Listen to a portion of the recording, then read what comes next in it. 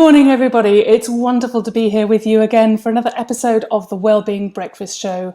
My name is Liz Franklin-Kitchen and I'm the Humanist Chaplain here at the University of Surrey. Today we are discussing men's health and in particular men's mental health, it being the season of Movember. And I have with me some absolutely wonderful guests today. I have Allen Ruddock, who is the Deputy Director of Samaritans in Guildford. I also have with me in the studio Rev Duncan Myers, the Anglican Chaplain, and Aaron Seabrook, VP Support. Let me bring in my guests one at a time. So we'll start with Allen and Aaron and Duncan. Good morning and welcome to you all. Thank you very much for joining me today. Well, thanks for inviting me along. Good morning. Thanks for having us. Thank you. So, as always, we do invite you as listeners and watchers of this programme to send us your comments or views or suggestions.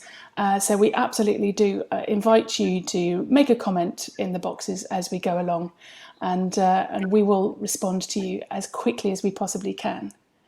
So, as I said, this is the month of Movember. Now, there are plenty of activities going on. I would like to invite Aaron to speak about the activities that have been going on during Movember and some information on how we can get involved. Yeah, so obviously one of the main activities is trying to grow the mustache.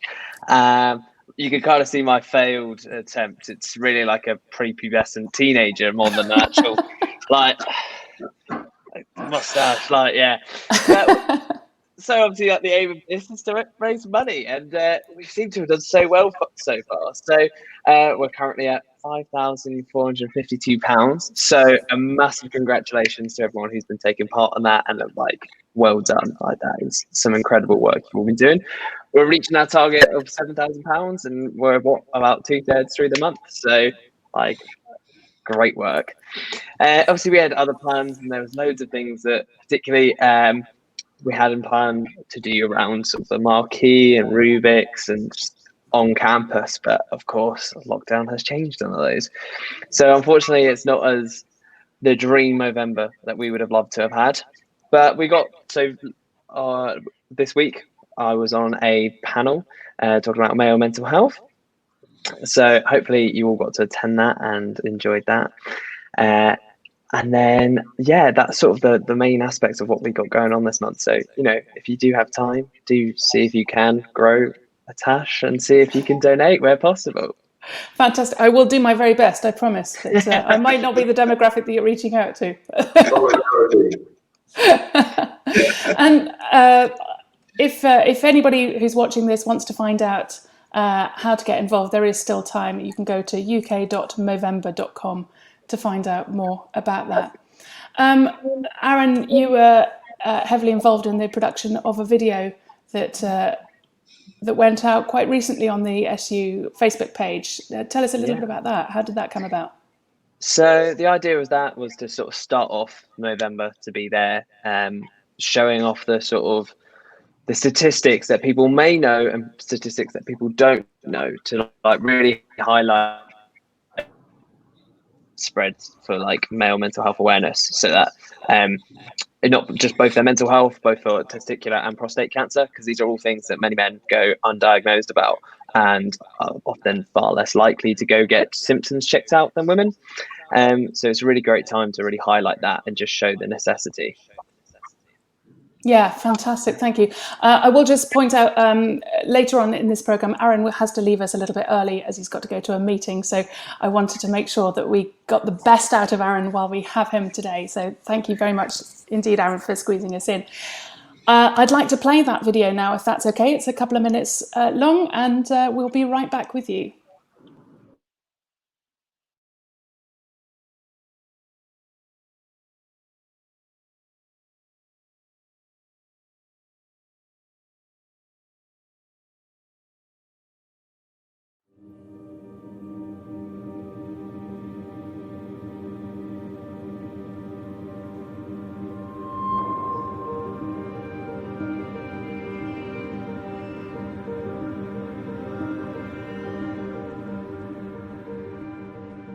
Movember is about men's health, both their physical and mental. We want to make sure that men don't feel afraid to talk about their health, nor afraid to get checked. Your gender does not define the emotions that you feel or the emotions that you can share. Suicide is the biggest cause of death for men under 35. In England, around 1 in 8 men have a common mental health problem. However, men are more reluctant to seek support. Globally, 1 man takes his life every minute of every day. 3 out of 4 suicides are committed by men. Testicular cancer is the most commonly diagnosed cancer in the UK for young men. 1 in 8 men will be diagnosed with prostate cancer in their lifetime. Self-examinations are the most effective way to check for testicular cancer. Higher rates of suicide are also found in minority groups such as gay men, men from BAME backgrounds, and those with low income. By 2030, the Movember Foundation aims to reduce the rate of male suicide by 25%. This Movember, we ask you to make your move for them. The Movember Foundation is the leading charity in changing the face of men's health. Whether you're part of a club, society, or just want to get involved in a group of friends, join our challenge and commit to walking or running 60 kilometres. That's 60 kilometres for the 60 men that we lose each hour, every hour. The men who should still be here today. Just put one foot in front of the other, and you've already made a start.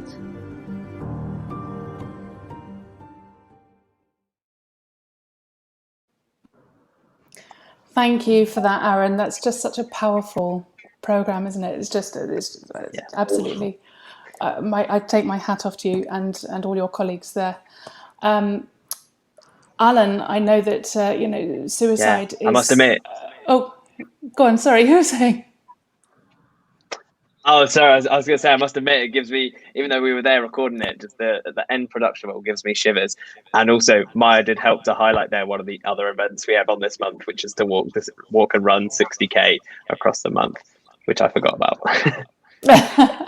What, you forgot to do it, or you forgot to talk about it? I forgot to talk about it. Okay. There's still time to do it, Aaron.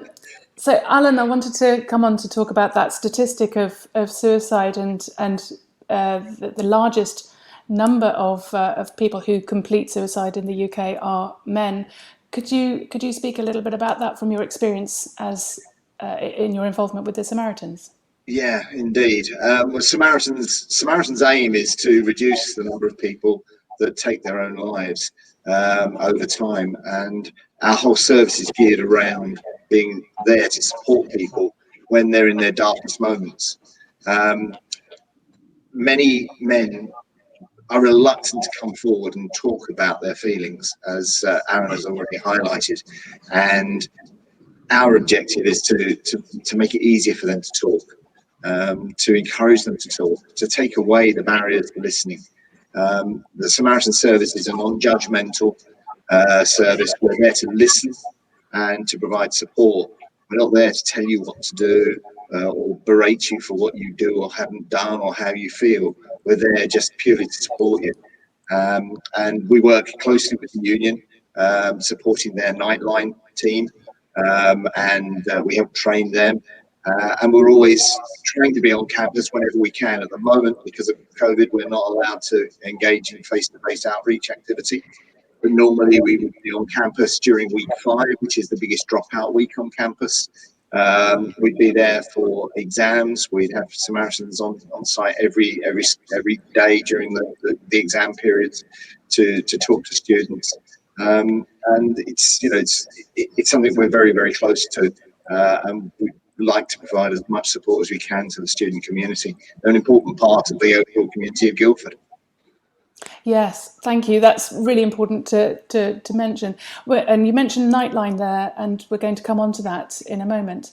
I'd like to ask you, Alan, while I've still got you here, what it is about men in particular where men feel reluctant to speak up about mental health issues. What's your experience there? There's a sort of macho image, I'm afraid, that many men have, that big men don't talk about their feelings. We're big, we're tough guys. We don't talk about our feelings. But actually, the reverse is true. The big men do actually find the time and the space to talk about their feelings. They are the ones that are being the brave ones. They're the ones that are showing the way. But there are so many barriers to people talking about their feelings, and they particularly relate to the masculinity of the man and how it's going to impact on their standing in their social circle, or in their standing if they're working. Are they going to get looked at negatively if they talk about their feelings, talk about mental health issues? Are they going to get labelled? Are they going to suffer in terms of in their ongoing careers because they've been labelled with this badge of having a mental illness? When in reality, 1 in 5 of us has a mental health issue at any point in time. So that means we are all going to face some sort of mental health issue at some point in our lives. It's whether or not we are open to accepting that that's the case and open to talking about it. And only by talking about it can you actually effectively deal with it. Yeah, absolutely. I think there is a whole subculture for men, isn't it, that we don't allow ourselves to be vulnerable, that we don't want to show any sense of weakness, as if we're still in some sort of tribal competition where the strongest man gets all the food. Yeah, indeed, Duncan. That's absolutely right. We are seen as the breadwinner, the provider, and it's such an outdated concept. We often talk about equality for women and things like that, but actually, men need to look at themselves and make things equal for themselves too. Because there is no right to being emotional. Men have emotions too, and should be allowed to talk about them and encouraged to talk about them. Yes, absolutely. We're going to come back to this in a moment because I want to talk about Nightline before Aaron has to leave us in a few minutes. So let's pop a pin in that for the moment, and let's talk about Nightline for a few minutes because I think that's something that links all 3 of my guests here today. So Alan, I know that you are involved in training with Nightline, and Aaron, I believe you are a Nightliner. I'm not a Nightliner, but I do facilitate as VP support to sort of what goes on with them and that. And I can say right now they are all amazing people. Obviously, for somewhat like some known reasons, they're not allowed to sort of be known, as the whole point is that they should be anonymous. Yeah. Can I just ask? Is there a gender split between the people who serve on Nightline? Is it overly? Are there more women than men on the Nightline, or is it about equal? From my perspective, I would say that it does seem a little bit more women than men. Alan, I think you'll probably be able to just it fluctuates over time. I think I haven't been involved in the latest set of training, so I haven't met the latest set of Nightliners. The previous set that I was involved in training, I would say it was probably a 60-40 split of women to men. But I think irrespective of gender, the thing that always astounds me with Nightline is that these young people, at the age they're at, have the maturity to step up and do this role. It's something I know that I could never have done when I was at the university. I didn't have the level of maturity and self-confidence to be able to do it. So I always take my hat off to the Nightliners that are going through the training, because I think they are such outstanding young people. They really are. Yeah, and speaking of maturity, Duncan, you. What a segue! What a segue! You indeed were a Nightliner yourself when you were a university student. Yeah. Can you speak about that? I was, because of course I was very mature as a 19-year-old student, and I volunteered for Nightline because I wanted to help people a bit.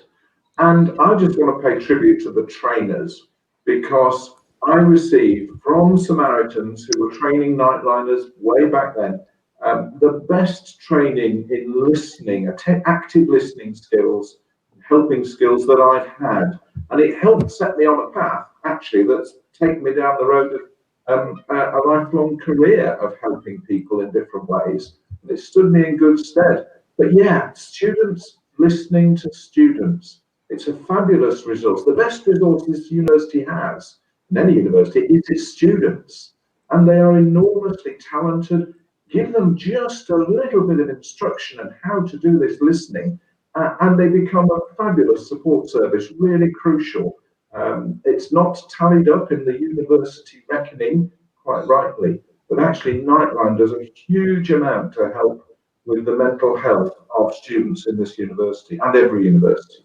Yes, yeah, thank you. And there's a wealth of information available there on the ticker that's just scrolling along the bottom there. So do go to the SU website and check out the advice and information that's there on Nightline. Alan, what kind of training do you give? How long is the training? If anybody who's watching this and is interested in getting involved, tell us a little bit about that. Well, the training usually takes place over, I think it's 2 days, isn't it, Aaron? We condense the training in 2 for you. And most of the training is actually delivered by other Nightliners these days that have been previously trained by Samaritans. But then we have active Samaritans coming along to support the training by giving them some skills practice. So they actually take part in a pretty full-on afternoon of dummy calls, where the Samaritans are playing the troubled student ringing in, and the Nightline trainees have to answer those calls and deal with those calls. That can be quite stressful for them, because it's the first experience they've ever had of it, and it can be quite challenging for them. But they always handle it incredibly well. Yeah, that's amazing. And Aaron, yes, do go Yeah. ahead. So I popped along to see how they're getting along a couple of weekends ago, and yeah, it's quite intense, the training they have to go through. And I mean, sort of as said, the maturity there is just on another level. They're just such incredible people. I cannot sort of like flex them enough, because we're so lucky to have such great volunteers who are there to support students whenever. And as sort of Duncan said, students supporting students, it's such a simplistic concept, and it just works so well. So yeah, it's absolutely brilliant, isn't it? Because you've got that level of empathy and direct lived experience that that grown-ups such as the rest of us may not have. And I think that's just a fantastic line of support. So wonderful. Aaron, thank you so much for joining us today. I know that you have to leave us now, but I really appreciate the time that you've taken to be with us today. No worries at all. Thank you ever so much for having me. And of Thank course, you. as always, if there's any sort of mental health things anyone wants to talk to me about, please feel free to reach me on my Instagram or Teams. Oh, and can you just give a shout out to what your Instagram is? It's USSU. What's the underscore? That's it. VP support. USSU_VP support. Fantastic. Thank you so much, Aaron. We will now continue without you, sadly, but thank you very much for joining us. Have a lovely weekend, everyone. Cheers. Bye-bye. Cheers. Bye. So our grateful thanks to Aaron there, and thank you to Alan and Duncan for speaking so brilliantly on Nightline. I wanted to come back to this myth that we were talking about of toxic, well, not a myth about toxic masculinity, but a myth about masculinity and what that is. Now, a couple of years ago, I read a book by Robert Webb, the lighter haired half of Mitchell and Webb, I'll just say. I don't have any other way of describing him. A brilliant comedian, and somebody who himself went through a lot of mental health issues and trying to understand what life was like being a boy. I've got a little video here to play from Robert. I'm just queuing it up now. It's just a couple of minutes long. I will warn you, there are 2 swear words. I was going to say minor swear words, but there are 2 swear words which I have cancelled out. So hopefully this will not offend anybody. But so here is Robert Webb on how not to be a boy. Hello, my name's Robert Webb, and I've written this funny memoir called How Not to Be a Boy, which is themed around masculinity and how boys are supposed to be boys and how that gender stuff affects some of us when we attempt to grow up. Part of what I'm doing in the book is remembering my own gender conditioning. That's to say, the way you get told how to behave because of what's in your pants. So, like all male humans, I've got this Y chromosome, which apparently means that I love football, I'm strangely drawn to the colour blue, and I see nothing whatever to admire about the films Annie or Flashdance. And I think I found my own gender conditioning easy to miss because, as a boy, I got the strong impression that maleness was normal, that we were basically the default humans. The two rules I understood about being a boy, age 7, were the sovereign importance of early homophobia and the paramount objective of despising girls. The only thing worse than being a girl was being a gay, and only gays played with girls. That much was clear. And it seems likely to me that this stuff I was hearing when I was young and my brain was still developing has left a mark. It'd be a bit surprising if it didn't, wouldn't it?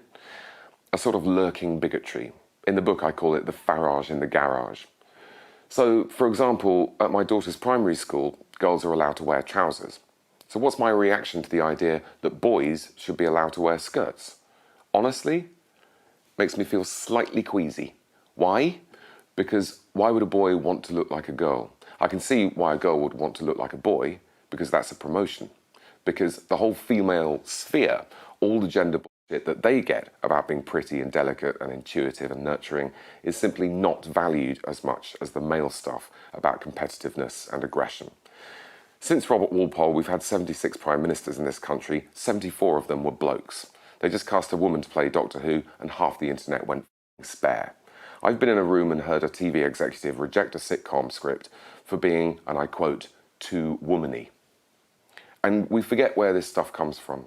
It's like the patriarchy is this dirty old uncle who taps you on the shoulder when you're a boy and says, look, you can still be in charge of most of the stuff. All I want in return is that you forget that we had this conversation. I wasn't here, and you'll never see me again.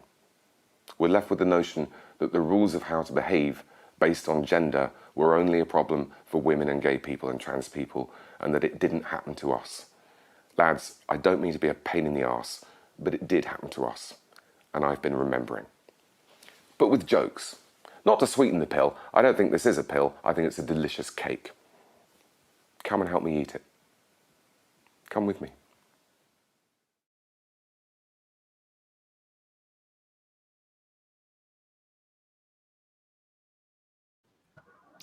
The brilliant Robert Webb there talking about how not to be a boy. Do either of you have any immediate thoughts on that? I won't nominate either of you to speak, but... The thoughts about the conditioning from an early age really do ring true, and especially for my generation, our generation. It's the way we were brought up, and it's really difficult to unlearn those sorts of things. You have to become so consciously aware of your unconscious biases to be able to stop those influencing what you do or say. It takes a lot of positive effort to make that happen. Yeah, absolutely. And again, I think you're so right. And similarly, we don't notice ourselves being conditioned. I went to an all-boys school where rugby playing was valued greatly over being artistic. If you were good at sports, that was fantastic. If you were good academically, that was pretty good. But the caring, nurturing side of men, that was never on the agenda. So to learn to embrace the fact that I'm a full human being, and men and women are different, but some of our differences are simple social conditioning. It's how we were taught to behave and to think. But I have to say, it goes a lot deeper. It's quite subtle inside us. Having embraced a caring profession, where my role is to nurture and support people, to encourage people through difficult times, I nevertheless kept a reserve around myself of making myself vulnerable, of admitting to my own doubts and failures while supporting people in theirs. I don't think I'm the only man that's fallen into that trap, either in my profession or in life in general. I just found it very hard to be deeply honest about where I was and how I felt about my life. Just a key word that you've said there is the word vulnerability. And I know that there still appears to be some stigma in the world about the word vulnerability, because it is seen by many people as a synonym for weakness. And of course, in many contexts, yes, vulnerability is a form of weakness. But when we're talking about emotional vulnerability, I certainly see it, and I think that the two of you will agree with me, not to put words in your mouth, but I think that we will all agree that vulnerability is actually one of our greatest strengths. As the writer and broadcaster and all-round amazing person Brené Brown talks about, vulnerability is when we open ourselves to vulnerability, we invite empathy, and that's the quickest way that we can get support, is to announce that we've got something going on for us and we need help. And that's, to my mind, the best way to get it. Following on from Brené Brown, Simon Sinek, who is one of my all-time favourite thought leaders, has this to say about vulnerability. And he says, I got this off my Facebook a couple of days ago. He says, true vulnerability is not broadcasting our feelings online. True vulnerability is interpersonal. It's an honest conversation. It's a willingness to let ourselves be truly seen and heard. I find that immensely powerful, particularly coming from a man. But if you don't know who Simon Sinek is, I really highly recommend that you check out his talk, which is entitled Why Leaders Eat Last. It's not necessarily to do with emotional vulnerability, but it speaks to how we are as human beings and what goes on inside our bodies when we experience stress, and what chemicals are released in our bodies that make us feel the way that we do feel when we are under stress. It's really worth checking that out. So that's my top tip today. We've got a few minutes. Oh, go on. Sorry, Duncan. Yes. I was going to say, I don't want to finish this program without saying what a great admirer I am of Samaritans and the work they do, and our analogous sister service of Nightline within the university, and how important it is when people in crisis can reach out to somebody with that unconditional acceptance of what they have to say. And I also want to urge me and everybody else not to wait until I'm in a crisis next time before I open out about that, but to find a safe place to have a conversation with a friend or with a supporter or even with a professional before the crisis hits, because that's the way that we combat, by admitting that actually some things are not too good for me at the moment before I'm in a crisis. So I'd encourage people to reach out, and encourage us all to make space to listen to people when they say, oh, things aren't too great, without joining them on too much. Sorry, I'm coming into a Sunday sermon here. I do apologize. That's absolutely fine. But Duncan, it's a sentiment that I would wholly echo. If you wait until you're in crisis before you reach out to somebody, it makes it so much more difficult to help you and to bring you back. Samaritans are often associated with suicide and people taking their own life, but actually only less than 20% of our callers are actually suicidal or even talk about suicide during those calls. The other 80% of the time, we're helping somebody who has a challenge or is struggling with some aspect of their life, their mental health. But if we stop and have that conversation then, that's a time for us to be able to stop them taking a step further towards that taking their own life situation. So that's why we really want people to talk to us and not just think of us as the charity that talks to people who are suicidal. We're there for everyone that's facing any particular challenge in their lives at this time. And it really is important to reach out to those people. And you don't have to become a Samaritan to do it. I mean, there are many programs now for members of the public to become mental health first aiders.